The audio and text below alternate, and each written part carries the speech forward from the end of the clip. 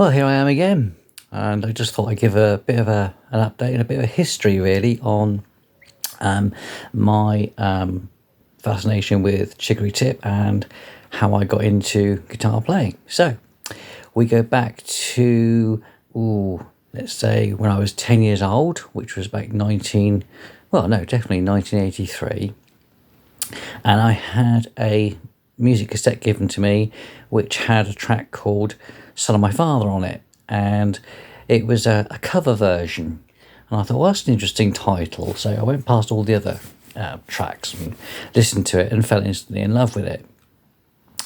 And sometime later, I made it a mission that I would like to meet Chicory Tip, but also to find the original recording. Now, back in sort of 80s and things, we didn't have the internet as such, well, at all really, and we certainly didn't have Spotify or anything else where you could just like search for music tracks, and it was quite tricky to find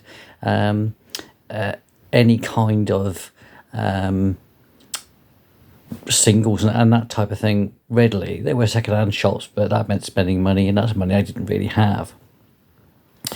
So anyway, when I was at school, secondary school, I happened to mention to a friend of mine about Chicory Tip, and he said, "Oh, I think my mum's got an original single of Son of My Father," and I asked him if I could borrow it, if he could ask his mum if I could borrow it, and he said, "Yeah, okay." So the next day he brought it in, and I listened to it, and I thought, wow, this is really, really good.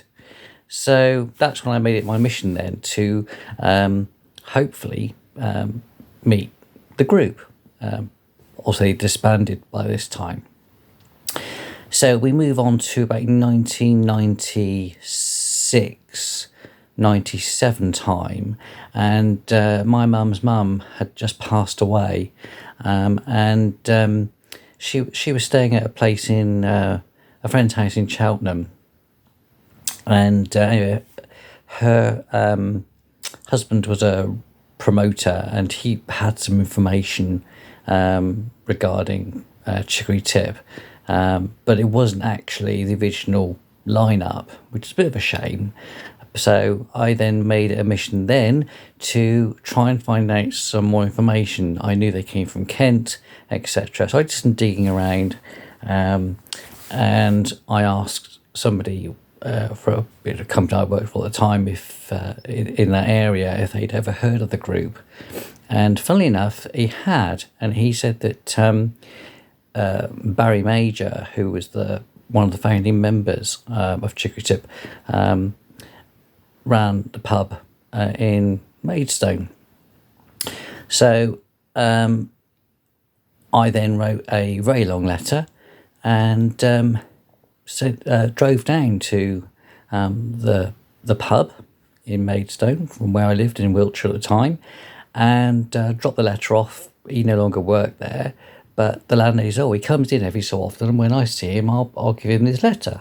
Well, I said, "Thank you very much." And a few weeks went past, and all of a sudden, I was at work, and my mum rang me basically and said, "Oh, there's a message on the answer machine from Barry Major from Chicory Tip." And I said, "You're having a laugh?" And she said, No, it's on there. When you come home, you can listen to it. And so basically I rang him back, and that was about 1998. They were performing, and he said, "You're more than welcome to come down and meet us," and such like. And that's what I did. I drove down to Kent one Saturday evening, and it was fantastic. Nice bunch of guys. And I've been friends with them ever since. Sadly, Barry's no longer with us. But the guy I owe the most thanks to for getting me into guitar playing was the other founding member, Rick Foster. Thank you, Rick, because despite people telling me that because I couldn't play an instrument for toffee, let alone, at school you had to play the recorder, etc., I couldn't play it. And the music teacher just said I had no musical talent at all. Maybe he was right, maybe he was wrong, I don't know. But anyway, somebody that was close to me said, well, yeah, you no point doing it, you're no good at it, blah, blah, blah, blah, you'll never be able to take it up, etc. And I said to Rick about it, and I said, you play it really, really well. I would love to be able to play like that. And he actually gave me the confidence to go ahead. And he said, why don't you give it a go?